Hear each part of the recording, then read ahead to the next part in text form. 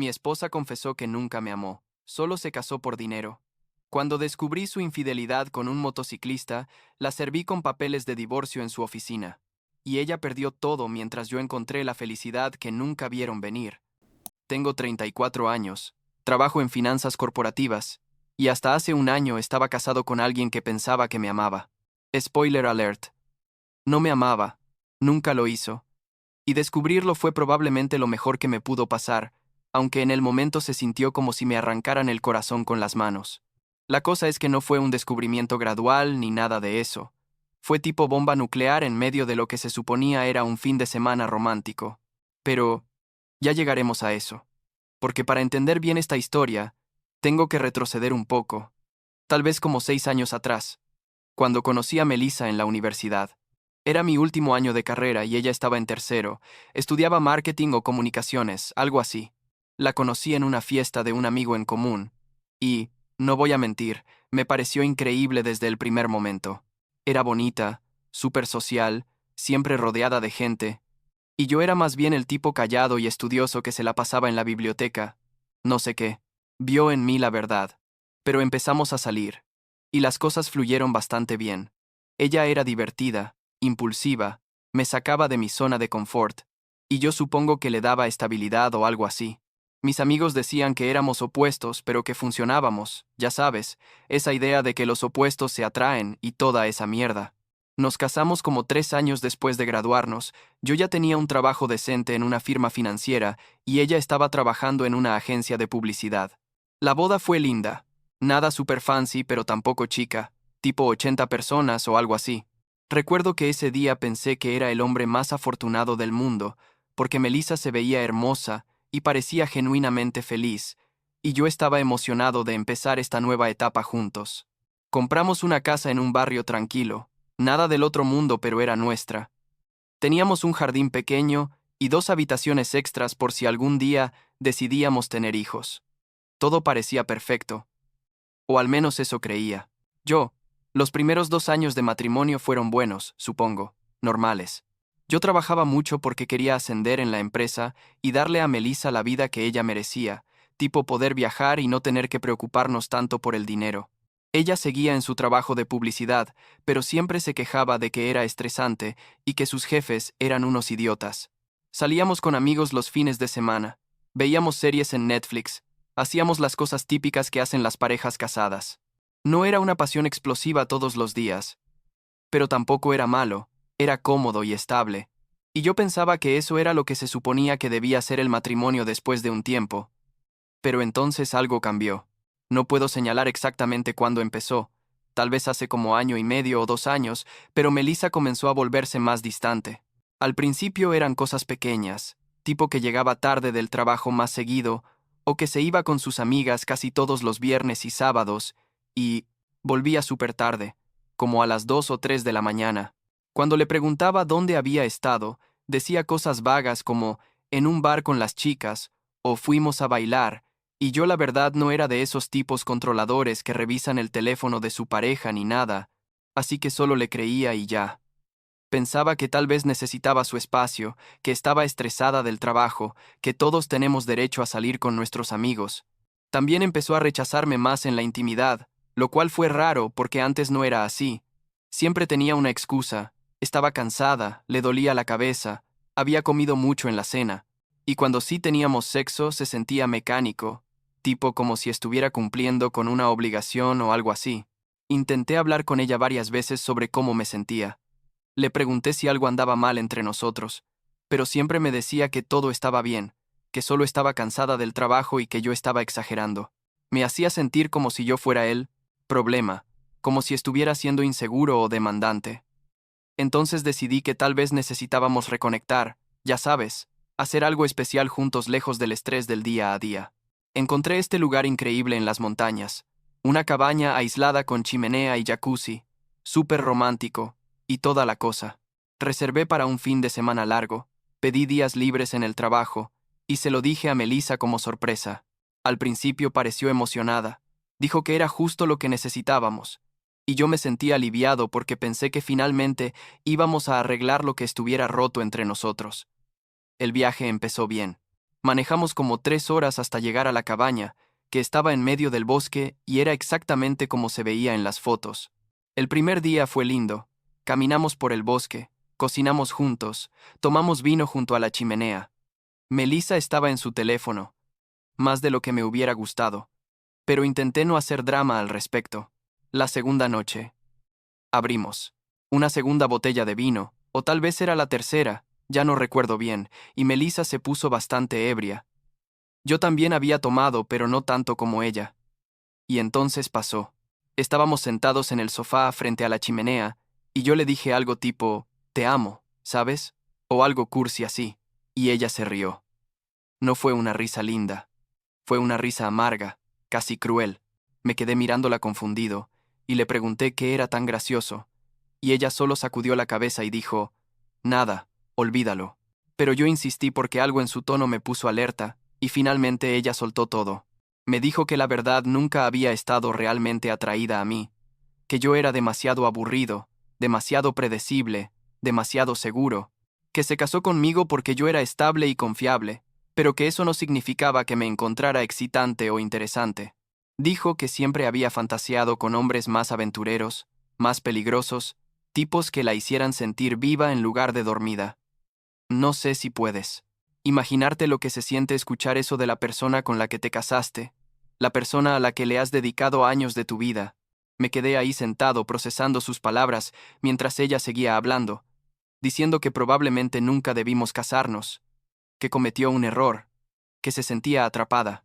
Intenté preguntarle si había alguien más, y ella se rió otra vez y dijo, importa, lo cual básicamente era un sí, sin decir sí directamente. Esa noche dormí en la otra habitación de la cabaña, o más bien me quedé despierto toda la noche mirando el techo y sintiendo como si mi mundo se hubiera desmoronado. Al día siguiente manejamos de regreso en completo silencio.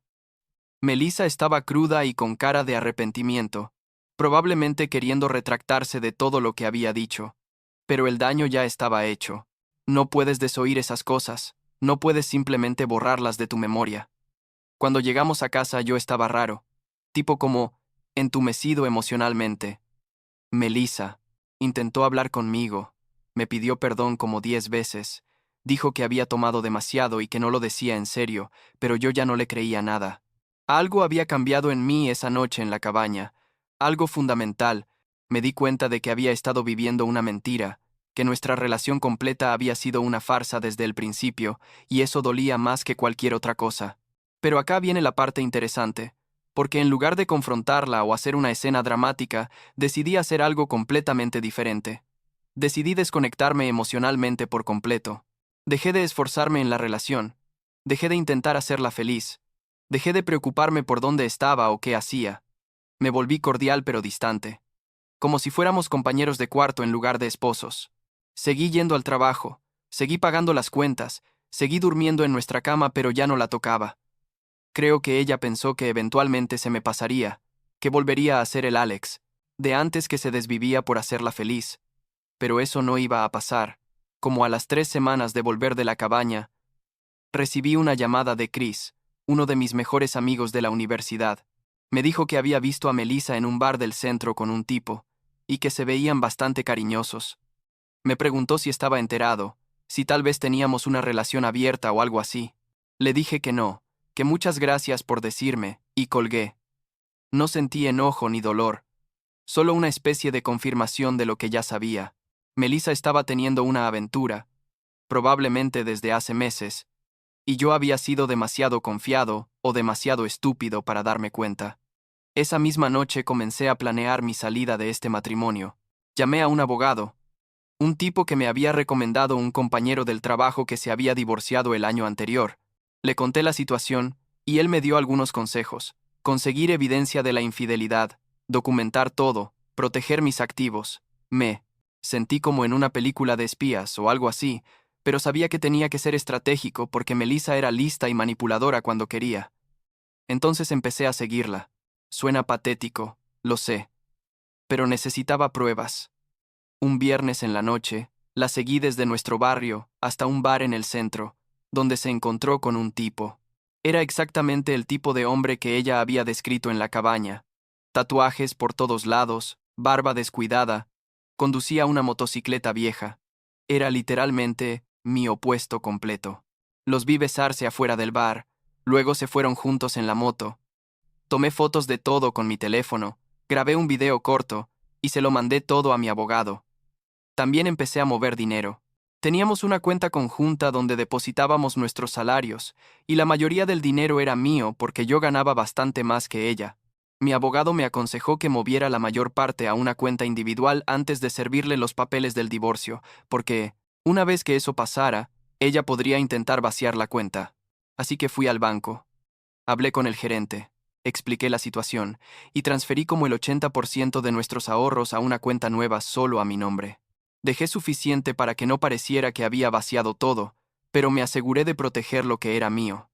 Durante todo este tiempo, Melissa no tenía idea de lo que estaba planeando. Seguía llegando tarde, seguía mintiendo sobre dónde había estado, y yo seguía actuando como si no me importara.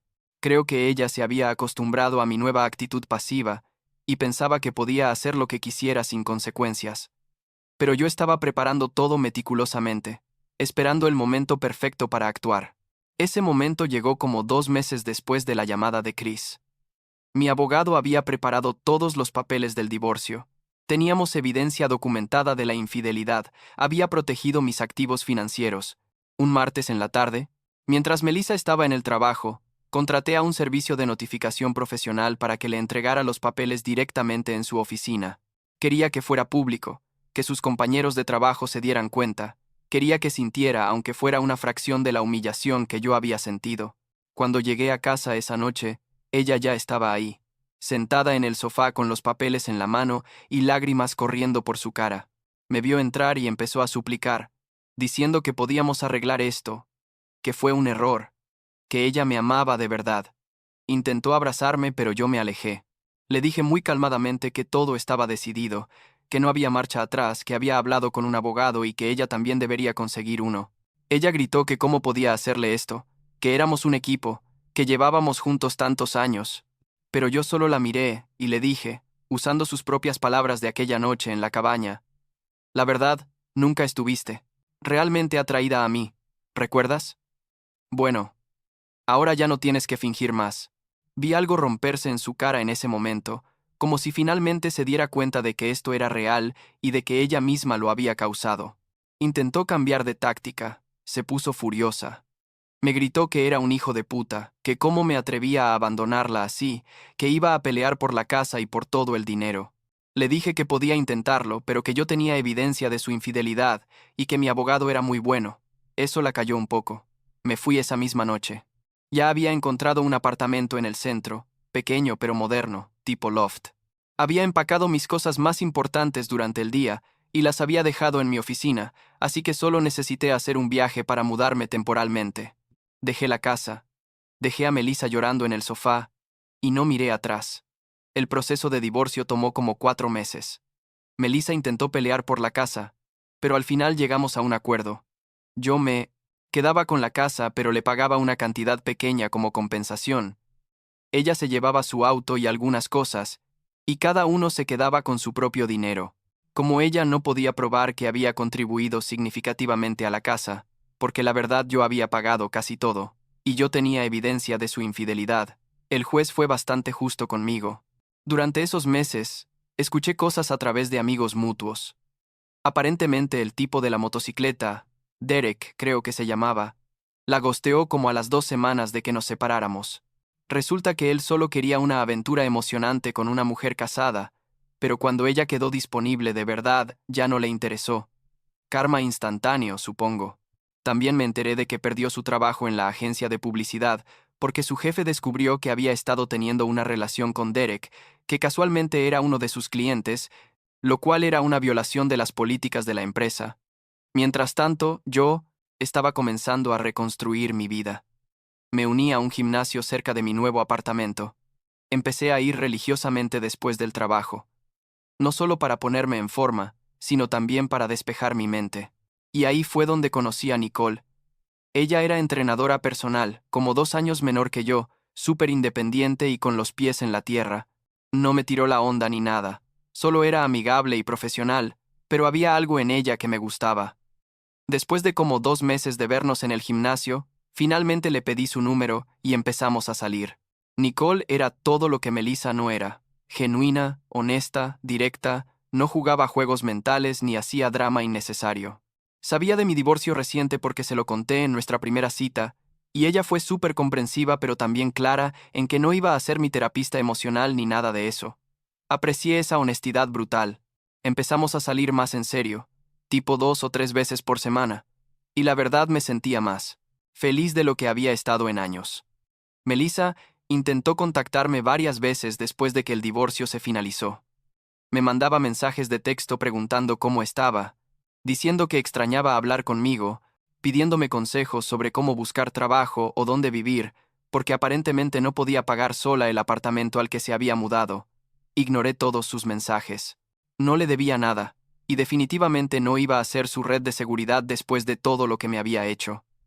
Hace como 3 meses recibí otro mensaje de ella.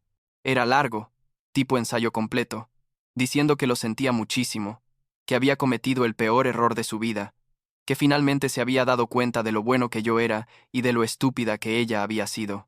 Decía que su vida era un desastre completo, que estaba viviendo en el sofá de una amiga, que apenas tenía dinero para comer, que estaba en terapia intentando trabajar en sus problemas.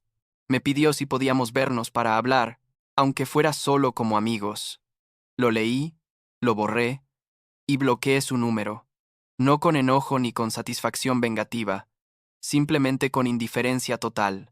Ella ya no era parte de mi vida y no tenía intención de dejar que volviera a entrar en ninguna capacidad. Ahora, 8 meses después de haberme mudado, estoy en un lugar completamente diferente. Conseguí un ascenso en el trabajo, lo cual es irónico, porque durante mi matrimonio me la pasaba trabajando tanto para construir una vida mejor, para nosotros. Y ahora que soy solo yo el que disfruta de los frutos, siento que vale más la pena. Vivo en mi apartamento del centro que me encanta. Tengo una relación sana con Nicole que va creciendo a su propio ritmo sin presión. Y la verdad me siento más en paz de lo que me había sentido en años. No voy a decir que no me dolió lo que pasó o que no hubo noches difíciles después de la separación, porque las hubo.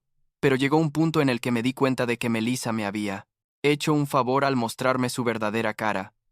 Me ahorró años de seguir viviendo una mentira, años de desperdiciar mi vida con alguien que nunca me valoró realmente. La semana pasada me encontré con Chris en un café, el mismo que me había llamado para contarme sobre Melissa. Me preguntó cómo estaba, y le conté todo brevemente.